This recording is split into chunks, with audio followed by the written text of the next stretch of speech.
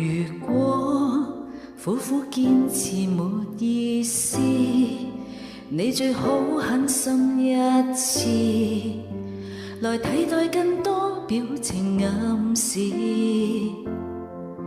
如果你已想放開，何用來辯駁愛不愛？問我怎能承認這就是愛？若為我好，為何還提出分手？